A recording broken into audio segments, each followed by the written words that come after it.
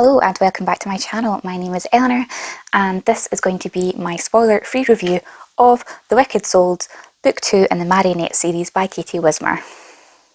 Only a short 2 months ago I read The Marionettes by Katie Wismer and raved about it here on my channel, and Book 2 has just come out.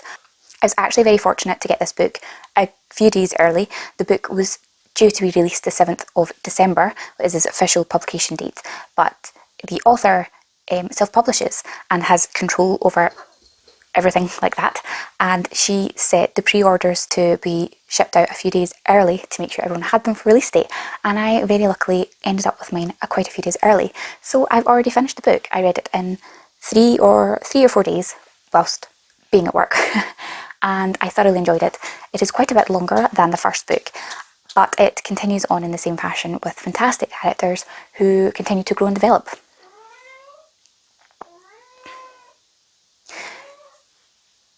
You're following the character of Valerie Darkmoor, who is a blood witch, and in the first book she is at the academy and she is going through examinations to become a marionette who helps protect the kingdom and works for basically the queen.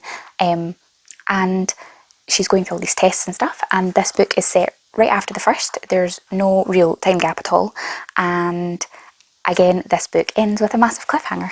So the infuriating part is that I read book 1, the second book was released 2 months later, but now there's going to be a whole year until book 3. So that's going to be a fun wait, but it just means I can reread these books before then. I love the way the vampires work in this world. I love the way the magic system works, and although there's only 2 books out, in each subsequent book we have learnt more about this world, more about the different creatures and supernatural beings, and about the different kind of systems that work in this world. There's more fun characters introduced in this book who have really interesting stories and backgrounds. This book is so much darker than the first one. There's so much violence, so much blood, and there is lots of sexual content as well.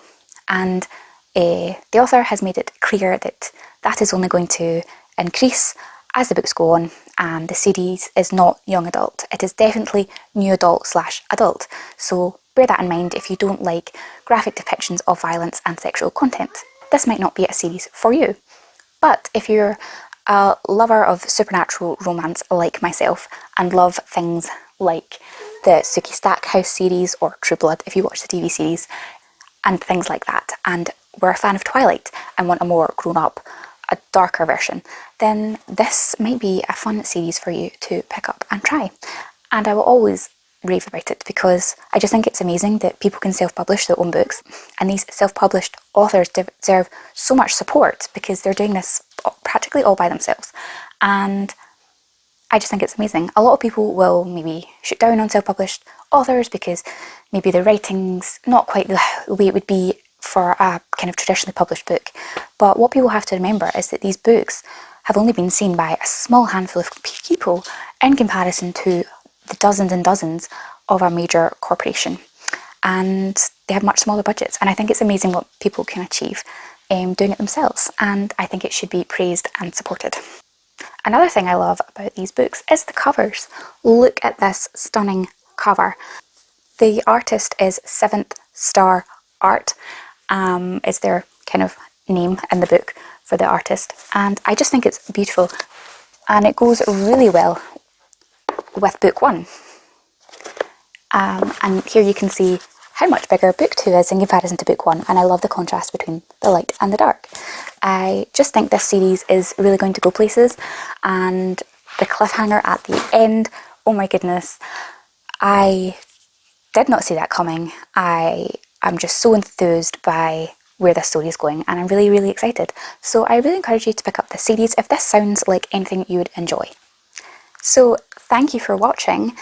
Be sure to leave in the comments below if this is a series you're interested in, or also tell me some of your favourite supernatural books that you've loved, whether they be romance or not. I love just straight up supernatural books without romance as well. It's a genre that a sub-genre that I absolutely love within urban fantasy. I would love to have a chat with you in the comments. Be sure to like and subscribe, and I'll see you in the next video. Bye.